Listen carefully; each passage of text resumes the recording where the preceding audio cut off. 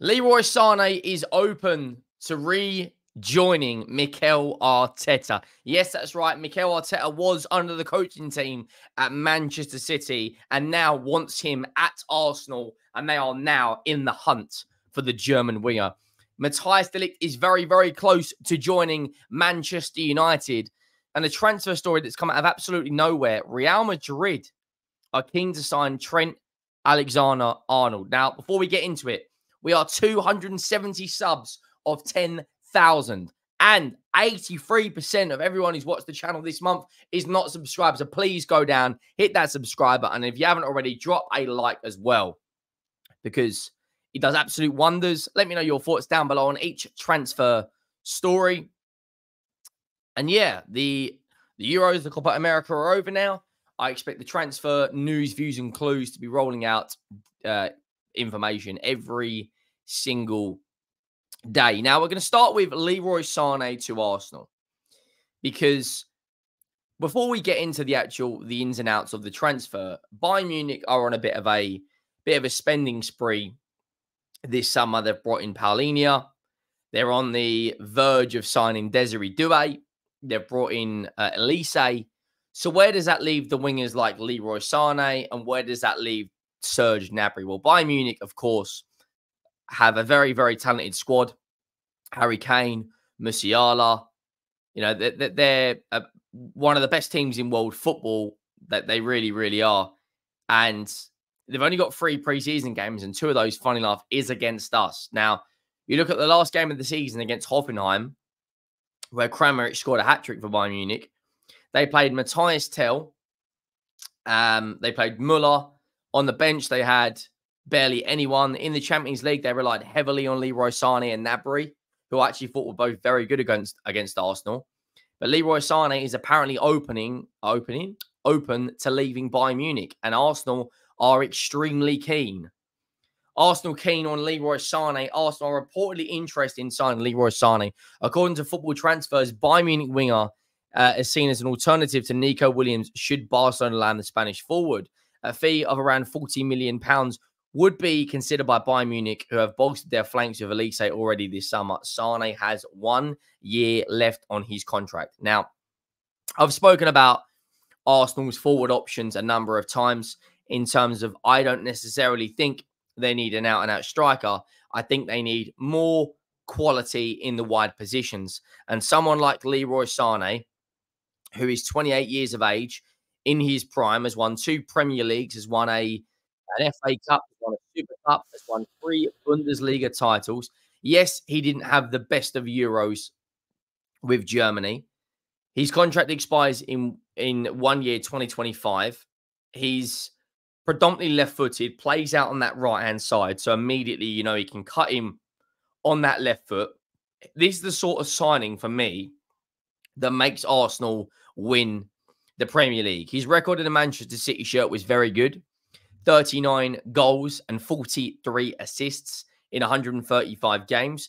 His record in the Schalke shirt is very good. 13 goals and 8 assists in 57 games. And he has 98 goal contributions in 175 for Bayern Munich. For me, he's also got a good Champions League record where he's got 22 goals and 19 assists. He's got 26 GA in 38 games in the Champions League for Bayern Munich. You know, you look at that right-hand side, they've got the likes of Bukayo Saka. If Bukayo Saka gets an injury and you've got a player that's got 60 games in the Champions League experience with 22 goals and 19 assists, that's over 40 GA in 60 games. A player that's, when you look at his individual stats, they are very, very good. He loves to take his man on. He's a threat both out wide and in the box. For Bayern Munich last season, he had 8 goals and 11 assists. So 19 GA in the 27 games in the Bundesliga, and he had 3 GA in 12 in the Champions League. For me, he's had 2 or 3 seasons where he's had double digits for assists and goals in the Premier League. 2018-19 season at Man City, 20 GA in 31, and 25 GA in 32 the season before, 17-18. He was part of that Manchester City team that got 100 points and 100 goals. For me, His wages are, don't get me wrong, the wages could potentially be a stumbling block for Arsenal. €384,000 a week is what he earns, which is very, very high. But at the same time, you're talking about a player that's, got the experience in the biggest of biggest games. And when you look at his stats, the wingers he's compared to are the likes of Ousmane Dembele, Mohamed Salah, Cole Palmer, Kvaratskhelia, Luis Diaz, Chris Furyk, Florian Wirtz, Rafa Leao. His stats per 90 are very, very good as well. And we know his quality. He's Premier League proven. He's Bundesliga proven. He's Champions League proven.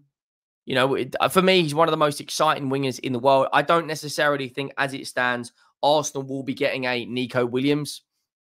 I think Barcelona are going to break every part of their bank to secure his signature.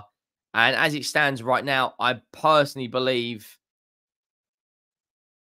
that a Leroy Sane in an Arsenal shirt, if we bring up the Arsenal bench for the last game of the season they played, a 2-1 win against Everton last game of the season. Their bench, they had Gabriel Jesus, Emil Smith-Rowe, Yuri Timber, Alexander Zinchenko, Eddie Nketiah, Jacob Kiwior, Jorginho, and Fabio Vieira. Now, for me, as an attacking threat, Leroy Sane is a better option than any player on that bench as an attacking threat. Emil Smith-Rowe is being heavily linked to a move away to Fulham. Zinchenko is linked to a move away, and Ramsdale could be loaned out. I don't expect Eddie Nketiah to be an Arsenal player at the end of the window. Jorginho is an out-and-out DM. Fabio Vieira barely gets game time, and Jacob Kiwior is a good player. Gabriel Jesus obviously will know Sane, and that's another point of noting that Arteta will know Sane. Gabriel Jesus and Zinchenko will know of Sane. For me, that it would be a fantastic signing for Arsenal, one that takes them back up to challenging again next season, which I do expect them to. But there's a lot of people that are doubting them already. I look, you don't fall off after challenging for 2 Premier League titles on a row. I do think they will challenge again, but they need to strengthen while they're on top. Manchester City have brought in Savio. Manchester City are looking at various midfielders. This is where Arsenal need to go out there and strengthen right now.